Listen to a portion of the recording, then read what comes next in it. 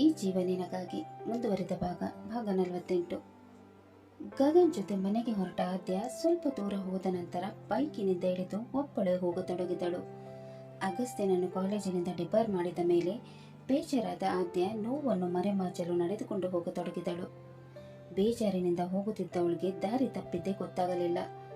ಮನೆಗೆ ಹೋಗೋ ದಾರಿ ಬಿಟ್ಟು ಬೇರೆ ದಾರಿಯಿಂದ ಹೋಗತೊಡಗಿದಳು. ಕೆಲಸದ ನಿಮಿತ್ತ ಕೋಟಿಗೆ ಬಂದಿದ್ದ ಅರ್ಜುನ್ ಅದೇ ದಾರಿಯಲ್ಲಿ ಹಿಂತಿರುಗುತ್ತಿದ್ದನು. ಆದ್ಯಳನ್ನು ನೋಡಿದವನು ಅವಳ ಜೊತೆ ಮಾತನಾಡಲು ಕಾರನ್ನು ಅವಳ ಕಡೆ ತಿರುಗಿಸಿದನು. ಇತ್ತ ಆದ್ಯ ನಡೆದುಕೊಂಡು ಮುಂದೆ ಹೋಗತೊಡಗಿದಳು. ಅವಳ ಹಿಂದೆ ಹುಡುಗರು ಗುಂಪಂದು ಚುಡಾಯಿಸಿಕೊಂಡು ಬರತೊಡಗಿದರು. ಅರೆ ಓ ಜಾನೆಮನ್, ಕರೆದ್ರು ಕೇಳಿಸಲ್ವಾ ಅಂತ ಹೇಳಿದಾಗ ಯೋಚನಾ ಲಹರಿಯಲ್ಲಿದ್ದ ಅವಳು ವಾಸ್ತವಕ್ಕೆ ಬಂದು ಆ ಕಡೆ ಈ ಕಡೆ ನೋಡತೊಡಗಿದಳು. ಇದು ಯಾವ ರೋಡು? ನಾನು ಯಾವ ರೋಡಲ್ಲಿ ಬಂದ್ಬಿಟ್ಟೆ? ಇದು ನಮ್ಮನೆಗೆ ಹೋಗೋ ದಾರಿ ಅಲ್ಲಲ್ವಾ? ಈ ಕಡೆ ನಾನು ಯಾವತ್ತೂ ಬಂದವಳೆ ಅಲ್ಲ. ಏನ್ ಮಾಡ್ಲಿ ಈಗ? ಹಿಂದೆಯಿಂದ ಯಾರೋ ನನ್ನನ್ನು ಚುಡಾಯಿಸ್ಕೊಂಡು ಬರ್ತಿರೋ ಹಾಗಿದೆ. ಬೇಗ ಬೇಗ ಇಲ್ಲಿಂದ ಹೋಗೋಣ ಅಂತ ಅಂದುಕೊಂಡವಳು ಬಿರುಸು ನಡಿಗೆಯಲ್ಲಿ ಹೋಗತೊಡಗಿದಳು. ಆಗ ಅವರಿಲ್ಲಿದ್ದವರಲ್ಲಿ ಒಬ್ಬ, ಮಗ, ಅವಳು ನಮ್ಮ ಮಾತಿಗೆ ಉತ್ತರ ಕೊಡದೇನೆ ಹೋಗ್ತಾ ಇದ್ದಾಳೆ, ಅವಳನ್ನು ಹೋಗಕ್ಕೆ ಬಿಡಬಾರ್ದು. ಹೌದು ಮಚ್ಚ, ಎಲ್ರೂ ಅವಳನ್ನು ಸುತ್ತುವರಿರಿ ಅಂತ ಇನ್ನೊಬ್ಬ ಹೇಳಿದಾಗ ಎಲ್ಲರೂ ಓಡಿ ಹೋಗಿ ಅವಳನ್ನು ಸುತ್ತುವರಿದರು. ಆಗ ಅವಳು ಹೆದರಿದ ಹರಿಣಿ ಅಂತಾದಳು. ಮಗ, ಕುಳ್ಳಗಿದ್ರೆ ಏನ್ ಫಿಗರ್ ಇದ್ದಾಳೆ, ಹೆದರ್ಕೊಂಡಿದ್ದಾಳೆ ಬೇರೆ. ಏನ್ರು, ಇವಳು ನಮ್ಮ ಅತ್ತಿಗೆ ಆಗೋವಳು. ಯಾರು ಇವಳನ್ನು ಹೆದರಿಸಬಾರ್ದು, ಗೊತ್ತಾಯ್ತಾ? ಹ್ಞೂ ಬಾಸ್, ನೀವು ಹೇಳಿದ ಮೇಲೆ ನಾವು ಅತ್ತಿಗೆನ ಹೆದರ್ಸಕ್ಕೆ ಹೋಗಲ್ಲ. ಏನ್ ಜಾನಮನ್, ನಾನು ಅವಾಗಿಂದ ಅಷ್ಟು ಜೋರಾಗಿ ಕರೀತಿದ್ದೆ, ನಿಂಗೆ ಕೇಳಿಸ್ಲೇ ಇಲ್ವಾ? ನೀನ್ ಕನಸಿನ ರಾಜಕುಮಾರಿ ನಿನ್ನ ಎದುರಿಗೇನೆ ಇರ್ಬೇಕಾದ್ರೆ ಯಾಕೆ ಇಷ್ಟು ಎದುರ್ಕೊಳ್ತಾ ಇದೆಯಾ? ಯಾರು ನೀವೆಲ್ಲ? ನಾನು ಮನೆಗೆ ಹೋಗ್ಬೇಕು, ನನಗೆ ದಾರಿ ಬಿಡಿ. ಮನೆಗೆ ಆಮೇಲೆ ಹೋಗುವಂತೆ ಜಾನೆಮನ್. ಈಗ ನಿನ್ನ ಕನಸಿನ ರಾಜಕುಮಾರಿ ನಿನ್ನ ಮುಂದೆ ನಿಂತಿದ್ದಾನೆ, ಅವನ ಜೊತೆ ಸ್ವಲ್ಪ ಹೊತ್ತು ಮಾತಾಡು ಅಂತ ಹೇಳಿ ಅವಳ ಸಮೀಪ ಬಂದು ಅವಳ ಕೆನ್ನೆ ಮುಟ್ಟಲು ಮುಂದಾದಾಗ ಅಷ್ಟರಲ್ಲಿ ಅಲ್ಲಿಗೆ ಬಂದ ಅರ್ಜುನ್ ಅವನ ಕೈಯನ್ನು ಗಟ್ಟಿಯಾಗಿ ಹಿಡಿದನು. ಏಯ್ ಮರಿ, ಯಾರ ಕೈ ಹಿಡಿದಿದೆ ಅಂತ ನಿನ್ಗೆ ಜ್ಞಾನ ಇದೆಯಾ? ನೀನು ಯಾರಾದ್ರೂ ನನಗೇನು? ಪಬ್ಲಿಕ್ ಪ್ಲೇಸಲ್ಲಿ ಒಂದು ಹುಡುಗಿಗೆ ತೊಂದರೆ ಕೊಡ್ತಾ ಇದ್ರೆ ಅದನ್ನು ನೋಡ್ಕೊಂಡು ಸುಮ್ಮನೆ ಇರೋಕ್ಕಾಗತ್ತಾ? ಮರ್ಯಾದೆಯಿಂದ ಇಲ್ಲಿಂದ ಹೋದ್ರೆ ಸರಿ, ಇಲ್ಲ ಅಂದರೆ ಪರಿಣಾಮ ನೆಟ್ಟಿಗಿರಲ್ಲ. ಲೋ ಮಗ, ಪರಿಣಾಮ ನೆಟ್ಟಿಗಿರಲ್ಲ ಅಂತ ಕಣೋ. ನಿನ್ನೆ ಮೊನ್ನೆ ಹುಟ್ಟಿದ ಬಚ್ಚ ಈ ರೌಡಿ ರಾವಣನಿಗೆ ಎದುರಿಸ್ತಾ ಇದ್ದಾನೆ. ನನ್ನ ಹೆಸರು ಏನು ಗೊತ್ತಾ? ರಾವಣ ಅಂತ. ಈ ಇಡೀ ಏರಿಯಾಗೆ ಒಬ್ಬನು ರಾವಣ, ಅದು ನಾನೇ. ಇಲ್ಲಿ ರಾವಣ ಬರಬೇಕಾದ್ರೆ ರಾಮನಿಗೆ ಬರೋಕ್ಕೆ ಪರ್ಮಿಷನ್ ಇಲ್ಲ. ನನ್ನಂಥ ರಾವಣ ಇರಬೇಕಾದ್ರೆ ನಿನ್ನಂಥ ರಾಮನಿಗೆ ಇಲ್ಲಿ ಯಾವ ಕೆಲಸನೂ ಇಲ್ಲ. ಸುಮ್ಮನೆ ಇಲ್ಲಿಂದ ಹೋದರೆ ಒಳ್ಳೆಯದು, ಇಲ್ಲಾಂದರೆ ಈ ರಾವಣನಿಂದ ನಿನ್ನ ಸಾವಾಗುತ್ತೆ. ಆ ತ್ರೇತಾಯುಗದಲ್ಲಿ ರಾಮನಿಂದ ರಾವಣ ಸತ್ತು ಹೋದ, ಆದರೆ ಈ ಕಲಿಯುಗದಲ್ಲಿ ಈ ರಾವಣನಿಂದ ರಾಮ ಸತ್ತು ಹೋಗ್ತಾನೆ. ಆ ಥರ ಆಗಬಾರ್ದು ಅಂದರೆ ನೀನು ಇಲ್ಲಿಂದ ಈಗ ಕಳಿಸ್ಕೋ. ಮರಿ, ತ್ರೇತಾಯುಗ ಆದ್ರೇನು ಕಲಿಯುಗ ಆದ್ರೇನು, ಎಲ್ಲ ಯುಗದಲ್ಲಿ ರಾಮನೇ ಗೆಲ್ಲೋದು, ರಾವಣನೇ ಸೋಲೋದು. ಈಗ ನೀನು ಇವಳನ್ನು ಬಿಟ್ಟಿಲ್ಲ ಅಂದರೆ ನನ್ನಿಂದ ನಿನ್ನ ಸಾವಾಗತ್ತೆ. ಬೇಜಾನ್ ಎಗರಾಡ್ತಾ ಇದೆಯಾ ಕಣೋ, ಇನ್ನು ನಿನ್ನನ್ನು ಬಿಡುವ ಮಾತೇ ಇಲ್ಲ. ಈಗಲೇ ನಿನ್ನ ಸಾವು ನನ್ನ ಕೈಯಲ್ಲೇ ಆಗುತ್ತೆ ಅಂತ ಹೇಳಿ ಅರ್ಜುನನಿಗೆ ಹೊಡೆಯಲು ಹೋದನು. ಆದರೆ ಅರ್ಜುನ್ ಅವನಿಗೇನೆ ಜೋರಾಗಿ ಹೊಡೆದನು. ನೋವುದಿಂದ ಅವನು ಉಸುಗುಡುತ್ತಾ, ಏನ್ರು ನೋಡ್ತಾ ಇದ್ದೀರಾ, ಅವನನ್ನು ಹೊಡೆದು ಬಿಸಾಕಿ ಅಂತ ಹೇಳಿದಾಗ ಎಲ್ಲರೂ ಅರ್ಜುನನ ಮೇಲೆ ಎರಗಿದರು. ಆದರೆ ಅರ್ಜುನ್ ವಾಪಸ್ಸು ಎಲ್ಲರಿಗೂ ಹೊಡೆಯತೊಡಗಿದನು. ಎಲ್ಲರೂ ಹೊಡೆತ ತಂದು ಕೆಳಗೆ ಬಿದ್ದಿದ್ದರು. ಎಲ್ಲರಿಗೂ ಹೊಡೆದು ಇನ್ನೇನು ಅವನು ಮುಂದೆ ಬರಬೇಕು, ಅಷ್ಟರಲ್ಲಿ ರೌಡಿ ರಾವಣ ಅವನ ತಲೆಗೆ ಹೊಡೆಯಲು ಮುಂದಾದನು. ಇದನ್ನು ನೋಡಿದ ಆದ್ಯ ಅವನನ್ನು ಸೈಡಿಗೆ ಎಳೆದುಕೊಂಡಳು. ತಲೆಗೆ ಬೀಳಬೇಕಾಗಿದ್ದ ಏಟು ಅವನ ಕೈಗೆ ಬಿದ್ದಿತ್ತು.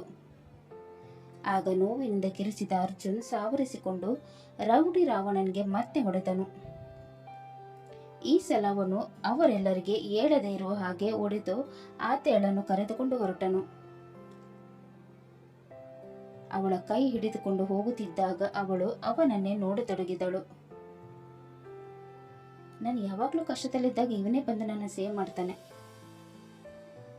ಇವನನ್ನೇ ಮದುವೆ ಇದ್ರೆ ಇವನನ್ನು ಎಷ್ಟು ಚೆನ್ನಾಗಿ ನೋಡ್ಕೋಬಹುದು ಅಂತ ಅಂದುಕೊಳ್ಳುತ್ತಿರುವಾಗ ಅವನು ಅವಳ ಕೈ ಹಿಡಿದು ಕಾರಿನಲ್ಲಿ ಕೂರಿಸಿದನು. ಅವಳನ್ನು ಕಾರಲ್ಲಿ ಕೂರಿಸಿ ಅವನು ಫಸ್ಟ್ ಏಡ್ ಬಾಕ್ಸ್ ತೆಗೆದು ಕೈಗೆ ಆದ ಗಾಯಕ್ಕೆ ಫಸ್ಟ್ ಏಡ್ ಮಾಡಲು ಮುಂದಾದನು. ಆಗ ಅವನಿಗೆ ನೋವಾಗಿ ಅಂತ ಹೇಳಿದನು. ಅದನ್ನು ನೋಡಿದ ಅವಳು ಅವನ ಕೈ ಹಿಡಿದು ನಿಧಾನವಾಗಿ ಗಾಯ ಕ್ಲೀನ್ ಮಾಡಿ ಪಟ್ಟಿ ಹಾಕತೊಡಗಿದಳು. ಆಗ ಅವನು ಅವಳನ್ನೇ ನೋಡತೊಡಗಿದನು. ಪಟ್ಟಿ ಹಾಕುತ್ತಿದ್ದವಳ ದೃಷ್ಟಿ ಇವನ ಕಡೆ ಹೋದಾಗ ಇಬ್ಬರ ಕಣ್ಣೋಟಗಳು ಬೆಸೆದವು. ಸಾವರಿಸಿಕೊಂಡವನು ಬೇರೆ ಕಡೆ ನೋಡತೊಡಗಿದನು. ಗಾಯಕ್ಕೆ ಪಟ್ಟಿ ಹಾಕಿದ ಮೇಲೆ ಅರ್ಜುನ್ ಗಾಡಿ ಓಡಿಸಲು ಕಷ್ಟಪಡತೊಡಗಿದನು. ಅವನು ಕಷ್ಟಪಡುವುದನ್ನು ನೋಡಿದ ಅವಳು, ನಾವು ಆಟೋದಲ್ಲಿ ಮನೆಗೆ ಹೋಗೋಣ. ಏನು ಬೇಕಾಗಿಲ್ಲ, ನಾವು ಕಾರಲ್ಲೇ ಹೋಗೋಣ. ಕಾರು ಓಡಿಸುವಷ್ಟು ತಾಕತ್ತು ನನಗಿದೆ.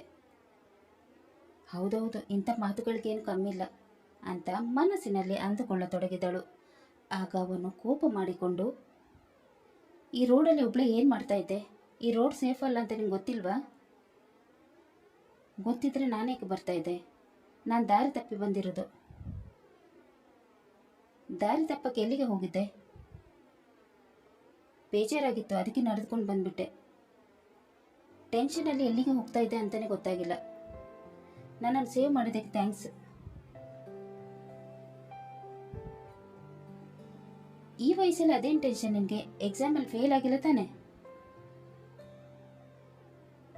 ಎಕ್ಸಾಮಲ್ಲಿ ಫೇಲ್ ಆಗಿದ್ರೆ ಪರವಾಗಿಲ್ಲ, ಆದರೆ ಈ ಟೆನ್ಷನ್ ಅದಕ್ಕಿಂತ ದೊಡ್ಡದು. ಅದೇನು ಅಂತ ಸರಿಯಾಗಿ ಹೇಳ್ಬಾರ್ದಾ ಅಂತ ಅವನು ಹೇಳಿದಾಗ ಅವಳು ವಿಧಿ ಇಲ್ಲದೆ ಅಗಸ್ತ್ಯನ ಲೈಫಲ್ಲಿ ಏನೆಲ್ಲ ಆಗಿತ್ತು ಅದನ್ನೆಲ್ಲ ಅವನಿಗೆ ವಿವರಿಸತೊಡಗಿದಳು.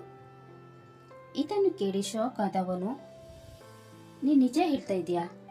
ಅಗಸ್ತ್ಯ ನಿಜವಾಗ್ಲೂ ಕಾಲೇಜಿಂದ ಡಿಬಾರ್ ಆದ್ನಾ? ನಿಜಾನೇ ಹೇಳ್ತಾ ಇದ್ದೀನಿ. ಇಂಥ ವಿಷಯದಲ್ಲಿ ನಾನೇಕೆ ಜೋಕ್ ಮಾಡಲಿ?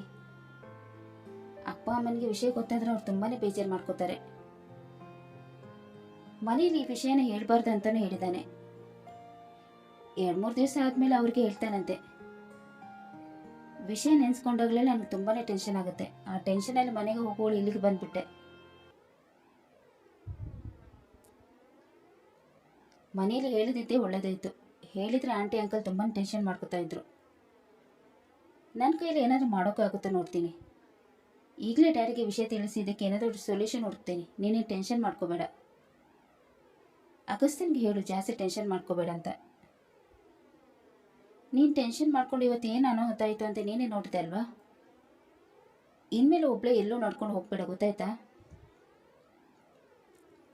ಗೊತ್ತಾಯ್ತು, ಇನ್ಮೇಲೆ ಎಲ್ಲೂ ಈ ಥರ ಹೋಗಲ್ಲ. ಸರಿ, ನಾನು ನಿನ್ನನ್ನು ಮನೆಗೆ ಡ್ರಾಪ್ ಮಾಡ್ತೀನಿ ಅಂತ ಹೇಳಿ ಅವನು ಅವಳಿಗೆ ಮನೆಗೆ ಡ್ರಾಪ್ ಮಾಡಿದನು. ಅವಳು ಮನೆ ತಲುಪುವಷ್ಟರಲ್ಲಿ ಅಗಸ್ತ್ಯ ಕೂಡ ಮನೆ ತಲುಪಿದ್ದನು. ಮನೆಯೊಳಗೆ ಬಂದ ಆದ್ಯ ಅಗಸ್ತ್ಯನ ಜೊತೆ ಮಾತನಾಡಲು ಮುಂದಾದಳು. ಆದರೆ ಅವನು ಅವಳ ಜೊತೆ ಮಾತನಾಡಲು ನಿರಾಕರಿಸಿದನು. ಆಗು, ನಾನು ನಿನ್ನ ಜೊತೆ ಮಾತಾಡಬೇಕು. ಆದ್ಯ, ನಾನು ಸ್ವಲ್ಪ ಹೊತ್ತು ಒಂಟಿಯಾಗಿರಬೇಕು. ಪ್ಲೀಸ್ ನನ್ನ ಪಾಡಿಗೆ ಬಿಟ್ಬಿಡು. ಆಗು, ನನಗೆ ನಿನ್ನ ಹತ್ರ ಇಂಪಾರ್ಟೆಂಟ್ ವಿಷಯ ಮಾತಾಡೋಕ್ಕಿದೆ, ಅರ್ಥ ಮಾಡ್ಕೋ. ಆದ್ಯ, ನೀನು ಕೂಡ ನನ್ನ ಪರಿಸ್ಥಿತಿನ ಅರ್ಥ ಮಾಡ್ಕೋ. ನನ್ನ ಪರಿಸ್ಥಿತಿ ಏನು ಅಂತ ನಿನಗೇನು ಗೊತ್ತಲ್ವಾ? ಸ್ವಲ್ಪ ಹೊತ್ತು ನನ್ನನ್ನು ಒಂಟಿಯಾಗಿರ್ಕು ಬಿಡು, ಆಮೇಲೆ ನಾನೇ ನಿನ್ನ ಜೊತೆ ಮಾತಾಡ್ತೀನಿ ಅಂತ ಹೇಳಿ ತನ್ನ ರೂಮಿಗೆ ಹೋಗಿ ಬಾಗಿಲು ಹಾಕಿಕೊಂಡನು. ಇದನ್ನು ನೋಡಿ ನಿರಾಸೆಯಾದ ಅವಳು, ಇವನಿಗೆ ಟೆನ್ಷನ್ ಮಾಡ್ಕೋಬೇಡ ಅಂತ ಹೇಳೋಣ ಅಂತ ಅಂದ್ಕೊಂಡೆ, ಆದರೆ ಇವನು ಮಾತಾಡೋಕ್ಕೇನೆ ರೆಡಿ ಇಲ್ಲ. ಇವನು ಸರಿ ಹೋದ್ಮೇಲೆ ಇವನ ಜೊತೆ ಮಾತಾಡಿದ್ರಾಯ್ತು ಅಂತ ಅಂದುಕೊಂಡ ಅವಳು ಸುಮ್ಮನಾದಳು. ಇತ್ತ ತನ್ನ ರೂಮಿಗೆ ಬಂದ ಅಗಸ್ತ್ಯನಿಗೆ ವೇದನೆ ತಡೆಯಲಾರದೆ ಚೇರಲ್ಲಿ ಕುಳಿತುಕೊಂಡು ಕಣ್ಣೀರು ಹಾಕತೊಡಗಿದನು. ಈ ಕಲ್ಲು ಬಂಡೆ ಅಂತಿರೋ ಜೀವಕ್ಕೆ ಮೊದಲ ಬಾರಿ ಪ್ರೀತಿಯಾಗಿತ್ತು, ಆದ್ರೆ ಅವಳು ಮೋಸ ಮಾಡಿದ್ಲು. ನನಗೆ ಪ್ರೀತಿಯ ನಾಟಕ ಮಾಡಿ ನನ್ನ ಹೃದಯವನ್ನು ಹೊಡೆದುಬಿಟ್ಲು. ಶ್ರೀಮಂತಿಗೆ ಮದ ನೆತ್ತಿಗೆ ಇರಿದವಳಿಗೆ ಸೇಡಿಗೋಸ್ಕರ ಇನ್ನೊಬ್ಬರ ಭಾವನ ಜೊತೆ ಚೆಲ್ಲಾಟ ಆಡುವಷ್ಟು ಕೆಳಮಟ್ಟಕ್ಕೆ ಇಳಿತಾಳಂತ ನಾನು ಕನಸು ಮನಸ್ಸಿನೆಲ್ಲ ಅಂದ್ಕೊಂಡಿರಲಿಲ್ಲ. ಆದ್ಯ ಮತ್ತು ಗಗನ್ ನಾನು ಒಳ್ಳೆಯದಕ್ಕೆ ಹೇಳಿದರೂ ಕೂಡ ನಾನು ಅವ್ರ ಮಾತನ್ನು ಕಿವಿಗೆ ಹಾಕಿಕೊಂಡು ದೇವಳ ಮಾತು ಕೇಳಿದೆ. ಅದಕ್ಕೆ ದೇವ್ರು ನನಗೆ ಸರಿಯಾಗಿ ಶಿಕ್ಷೆ ಕೊಟ್ಬಿಟ್ಟ. ಪಾಪಿ ನಾನು, ನನ್ನಿಂದಿಗೆ ಎಲ್ಲರೂ ನೋವು ಅನುಭವಿಸೋ ಹಾಗೆ ಆಗ್ತಾ ಇದೆ. ಅಜ್ಜಿ ಕೂಡ ನನಗೆ ಬುದ್ಧಿ ಹೇಳಿದರು. ಅಟ್ಲೀಸ್ಟ್ ಅವ್ರ ಮಾತನ್ನು ಕೇಳಿದ್ರೆ ಚೆನ್ನಾಗಿರ್ತಾ ಇತ್ತು. ಮನಸ್ಸಿಗೆ ತುಂಬ ನೋವಾಗ್ತಾ ಇದೆ, ಯಾರ ಹತ್ರ ಹೇಳಿ ಮನಸ್ಸಿನ ಭಾರವನ್ನು ಕಡಿಮೆ ಮಾಡಿಕೊಳ್ಳಿ ಅಂತ ಅಂದುಕೊಳ್ಳುತ್ತಿರುವಾಗ ಅವನ ರೂಮಿನ ಬಾಗಿಲನ್ನು ಯಾರೋ ತಟ್ಟುತ್ತಿರುವ ಹಾಗೆ ಅನುಭವವಾಯಿತು.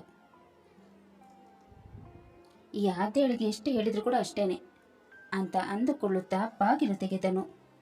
ರೂಮಿನ ಹೊರಗೆ ಆದ್ಯ ಮತ್ತು ನೀಲಮ್ಮರವರು ನಿಂತಿರುವುದನ್ನು ನೋಡಿದ ಅವನು ನೀಲಮ್ಮರವರನ್ನು ಗಟ್ಟಿಯಾಗಿ ತಪ್ಪಿಕೊಂಡು ಅಳತೊಡಗಿದನು. ಆಗ ಅವರು, ನಡೆಯುವಳಿಗೆ, ನಿನ್ನ ಅಮ್ಮ ಏನಾದರೂ ಈ ಪರಿಸ್ಥಿತಿಯಲ್ಲಿ ನಿನ್ನ ನೋಡ್ಬಿಟ್ರೆ ತುಂಬಾ ಕಷ್ಟ ಆಗುತ್ತೆ ಅಂತ ಹೇಳಿ ಅವನನ್ನು ರೂಮಿನೊಳಗೆ ಕರೆದುಕೊಂಡು ಹೋಗಿ ಬಾಗಿಲು ಹಾಕಿದರು. ಅವನ ಪರಿಸ್ಥಿತಿಯನ್ನು ನೋಡಿದ ಅವರಿಗೆ ತುಂಬಾನೇ ಬೇಜಾರಾಯಿತು. ಯಾಕೋ ಅಳ್ತಾ ಇದೆಯಾ? ಅಳ್ಬೇಡ, ನಾನಿದ್ದೀನಿ, ಎಲ್ಲ ಸರಿ ಹೋಗುತ್ತೆ. ಅಜ್ಜಿ, ನಿಮ್ಮ ಮಾತು ಕೇಳದೆ ನಾನು ತಪ್ಪು ಮಾಡಿಬಿಟ್ಟೆ, ನನಗೆ ಕ್ಷಮಿಸ್ಬಿಡಿ. ಅವತ್ತು ನಿಮ್ಮ ಮಾತು ಕೇಳಿದ್ರೆ ನನಗೆ ಈ ಪರಿಸ್ಥಿತಿ ಬರ್ತಾ ಇರಲಿಲ್ಲ. ಆಗಿದೆ ಹಾಗೆ ಹೊತ್ತು, ಮುಂದಕ್ಕೆ ಏನು ಮಾಡ್ಬೇಕಂತ ನೋಡೋಣ. ಅವಳು ನರಿ ಬುದ್ಧಿ ನಿನ್ನ ಮುಂದೆ ಬಂದಿದ್ದೇ ಒಳ್ಳೇದಾಯ್ತು, ಇಲ್ಲಾಂದ್ರೆ ಅವಳು ಇನ್ನಷ್ಟು ನಿನ್ನನ್ನು ಮಾನಸಿಕವಾಗಿ ಕುಗ್ಗಿಸ್ತಾ ಇದ್ಲು. ನಿನಗೇನು ಆಗಲ್ಲ, ನಿನ್ನ ಜೊತೆ ನಾವಿದ್ದೀವಿ. ಎಲ್ಲ ಮುಗಿದು ಹೋಯ್ತು ಅಜ್ಜಿ. ಕಾಲೇಜಿನಿಂದ ನಾನು ಡಿಬಾರ್ ಮಾಡಿದ್ದಾರೆ, ಇನ್ಮೇಲೆ ನಾನು ಕಾಲೇಜಿಗೆ ಹೋಗೋ ಹಾಗಿಲ್ಲ. ಆ ಥರ ಎಲ್ಲ ಏನೂ ಆಗಲ್ಲ ಬಿಡು, ನೀನು ಕಾಲೇಜಿಗೆ ಹೋಗೇ ಹೋಗ್ತೀಯ ಅನ್ನೋ ನಂಬಿಕೆ ನನಗಿದೆ. ಎಲ್ಲ ದಾರಿನ ಮುಚ್ಚಿ ಹೋಗಿದೆ ಅಜ್ಜಿ, ಇನ್ನೇನು ಮಾಡೋಕ್ಕಾಗಲ್ಲ. ಎದುರ ಮನೆ ಲಾಯರ್ ಅರ್ಜುನ್ ಇದ್ದಾನಲ್ವಾ, ಅವನು ಏನಾದರೂ ಹೆಲ್ಪ್ ಮಾಡ್ತೀನಿ ಅಂತ ಹೇಳಿದ್ದಾನಂತೆ. ಹೌದು ಅಗು, ಅವರ ಡ್ಯಾಡಿ ಜೊತೆ ಮಾತಾಡಿ ಏನಾದರೂ ಸೊಲ್ಯೂಷನ್ ಹುಡುಕ್ತಾರಂತೆ. ನೀನು ಟೆನ್ಷನ್ ಮಾಡ್ಕೋಬಾರ್ದು ಅಂತ ನನ್ನ ಹತ್ರ ಹೇಳಿ ಕಳಿಸಿದ್ರು. ನೀನೇನು ಟೆನ್ಷನ್ ಮಾಡ್ಕೋಬೇಡಗು, ಎಲ್ಲ ಸರಿ ಹೋಗುತ್ತೆ ಅಂತ ಆತೆ ಹೇಳಿದಾಗ ಅಗಸ್ತ್ಯನಿಗೆ ಸ್ವಲ್ಪ ಮಟ್ಟಿಗೆ ಸಮಾಧಾನವಾಯಿತು. ಕತೆ ಮುಂದುವರಿಯುವುದು. ಅರ್ಜುನ್ ಅಗಸ್ತ್ಯನನ್ನು ಮತ್ತೆ ಕಾಲೇಜಿಗೆ ಸೇರಿಸಲು ಸಫಲನಾಗುತ್ತಾನೋ ಇಲ್ಲವೋ ಅನ್ನೋದನ್ನು ತಿಳಿಯಲು ಮುಂದಿನ ಸಂಚಿಕೆಯಾಗಿ ಕಾಯೋಣ. ಅಲ್ಲಿ ತನಕ ಈ ಕತೆ ನಿಮ್ಗೆ ಇಷ್ಟವಾದಲ್ಲಿ ಲೈಕ್ ಮಾಡಿ, ಶೇರ್ ಮಾಡಿ ಮತ್ತು ಸಬ್ಸ್ಕ್ರೈಬ್ ಮಾಡೋದನ್ನು ಮಾತ್ರ ಮರಿಬೇಡಿ. ಹಾಗೆ ಕತೆ ಹೇಗಿದೆ ಅಂತ ಕಮೆಂಟ್ ಬಾಕ್ಸಲ್ಲಿ ತಿಳಿಸಿ. ಧನ್ಯವಾದಗಳು.